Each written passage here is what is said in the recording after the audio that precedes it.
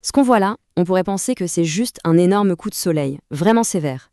Mais en réalité, ça cache un véritable mystère médical, bien plus complexe qu'il n'y paraît. Alors on va décortiquer tout ça pour comprendre ce qui se passe vraiment sous la peau de ce cheval. Le premier indice, il est juste là, sous nos yeux, et il est absolument fascinant. Regardez bien, les lésions, la peau qui pèle, la douleur, tout ça c'est confiné uniquement aux zones de peau blanche non pigmentées. Les parties foncées, elles, sont complètement intactes, parfaitement saines. C'est comme si la mélanine, le pigment qui colore la peau, agissait comme une sorte de bouclier total.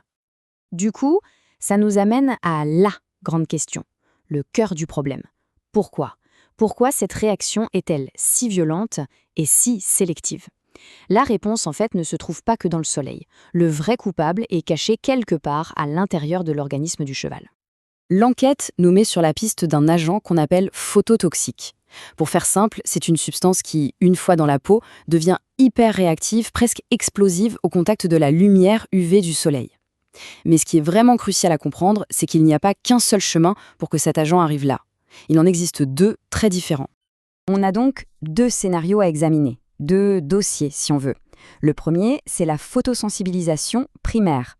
Là, le problème vient directement de quelque chose que le cheval a mangé.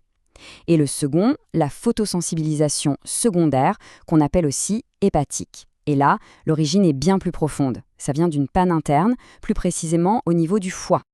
Allez, on commence par le cas le plus simple, le dossier numéro 1, la cause primaire. C'est une intoxication directe, presque mécanique. Le processus, il est très simple. D'abord, le cheval mange une plante qui contient ces fameuses substances photodynamiques. Ensuite, ces molécules passent dans le sang sans être modifiées. Elles voyagent comme ça dans tout le corps jusqu'au petit vaisseau de la peau. Et là, sous l'effet des rayons UV, elles s'activent et c'est ce qui provoque les terribles lésions. Et les plantes coupables, on les connaît bien. Les plus courantes sont le millepertuis, avec son agent actif l'hypericine, ou encore le sarrasin, qui contient de la phagopyrine. L'ingestion de l'une de ces plantes, et le processus peut se déclencher directement. Bon, ça, c'était le cas facile. Passons maintenant au deuxième dossier, la cause secondaire. Et là, l'histoire se complique sérieusement, parce que le problème ne vient plus d'une simple plante toxique, mais bel et bien d'une défaillance interne.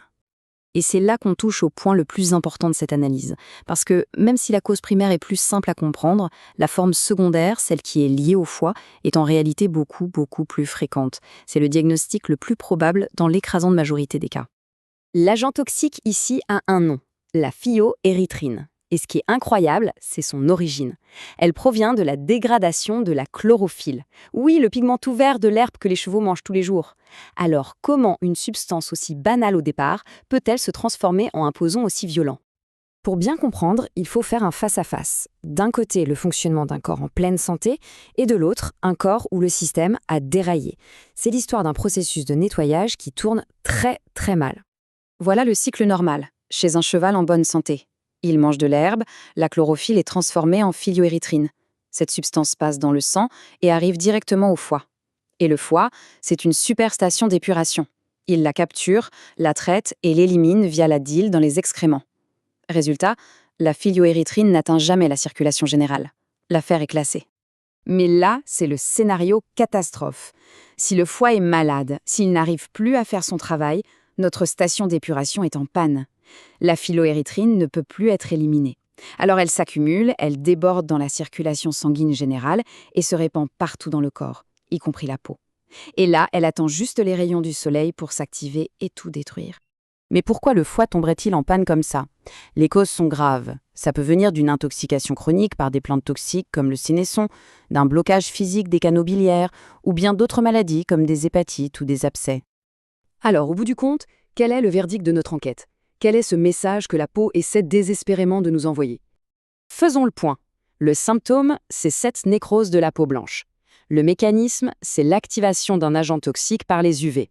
Mais la conclusion, et c'est le point le plus important à retenir, c'est que la cause la plus fréquente n'est pas une simple plante, mais bien une maladie grave du foie qui empêche l'élimination de cette fameuse phylloérythrine. Autrement dit, le vrai problème, ce n'est pas la peau. Les lésions cutanées, aussi spectaculaires soient-elles, ne sont qu'un message. C'est un signal d'alarme, un gyrophare qui s'allume pour nous avertir d'un dysfonctionnement interne bien plus grave et surtout silencieux. Et ça nous rappelle que parfois, en médecine, le symptôme le plus flagrant n'est qu'une piste, un indice qui doit nous mener vers un secret bien plus profond et bien plus essentiel à découvrir. Et voilà qui conclut notre enquête sur ce mystère. Merci de l'avoir suivi.